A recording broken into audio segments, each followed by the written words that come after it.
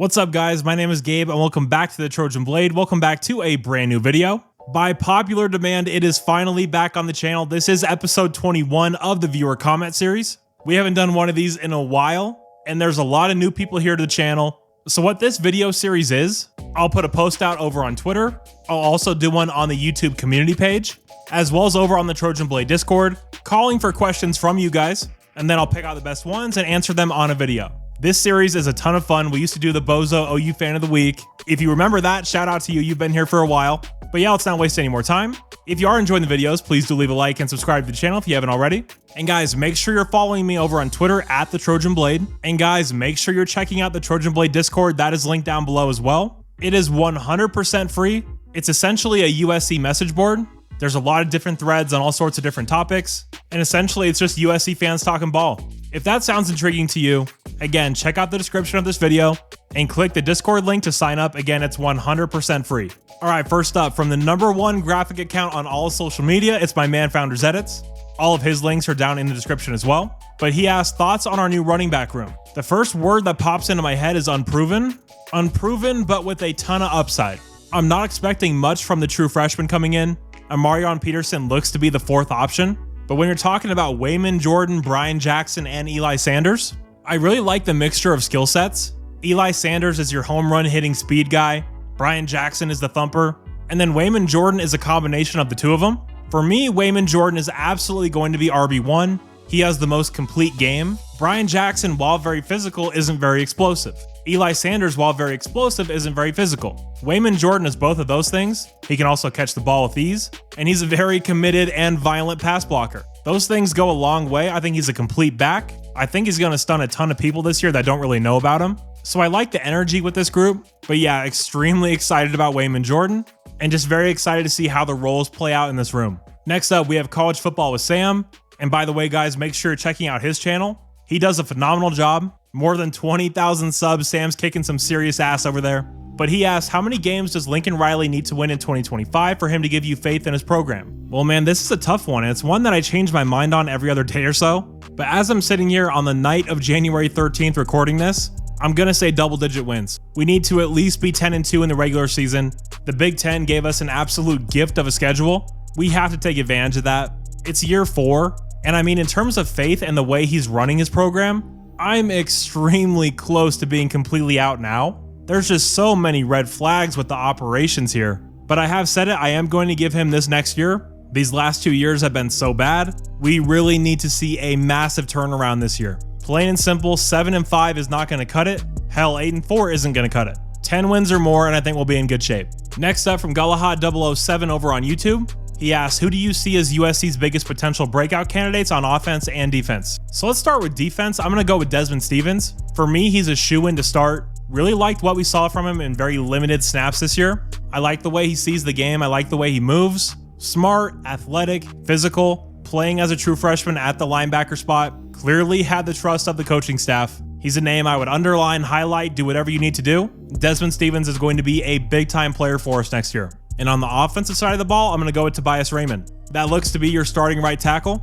And the jump he made from the Michigan game earlier in the year to that game against Texas A&M, did they have a lot of opt-outs on the defensive line? Absolutely they did. But it doesn't matter who you're going up against when you're showing that your fundamentals are sound. His technique looked much cleaner, and just he himself, he looked much more confident in what he was doing. He wasn't hesitant to pass someone off, and he's always going to be a mauler in the run game. So I was really impressed with what he showed us in that bowl game. So yeah, to answer that question, Tobias Raymond on offense and Desmond Stevens on defense. All right, next up from Dan Jeffrey over on Twitter. He asked, out of Lucas, Shelby, and Fountain, who would you start on the edges next season? And if not two of those three, who would it be instead? So this one's very easy for me. I'm going to go with Fountain at edge and Anthony Lucas as your defensive end. Anthony Lucas was one of the best players on this team up until he got hurt. And the way Cam Fountain came on at the end of this last year, assuming he's going to be making some strides in spring ball and in fall camp, don't see a world where that guy's kept off the field. So absolutely for me, Lucas and Fountain. All right, next up here, we have two comments addressing the same sort of thing. First, from Taylor Martinez over on Twitter. Who do you think wins the quarterback battle? I have a weird feeling that Sam Heward is going to take it. He was a baller in high school. Riley might be what he needs to unlock his potential. And then Anthony James over on YouTube. In an honest assessment, Maiava didn't impress. As an early enrollee, Longstreet has what percentage of winning the job going into spring camp?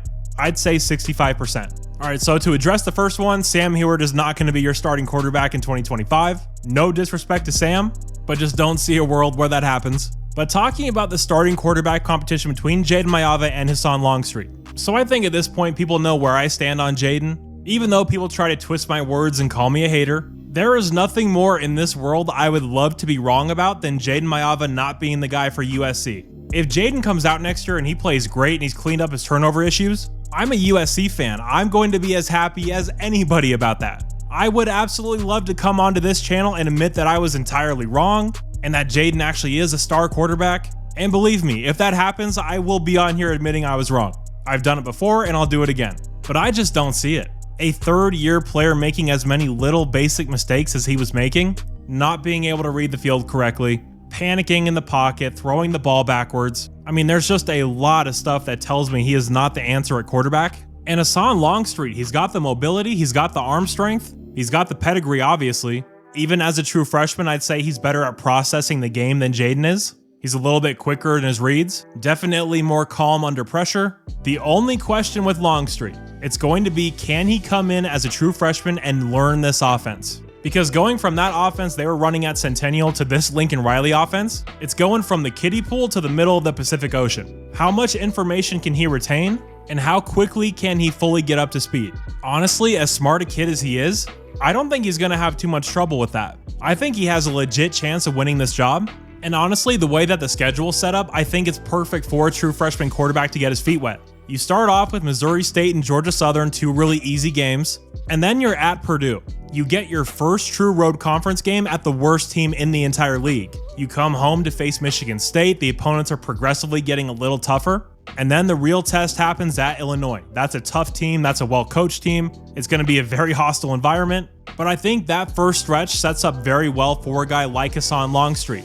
Because then you go into Michigan and Notre Dame and Nebraska, getting to play those first 5 and really sort yourself out, work through the kinks. Like, I think if we had last year's schedule starting with LSU, I don't think you want to throw a true freshman into that kind of fire. But man, 5 games in, he's not going to be a true freshman anymore.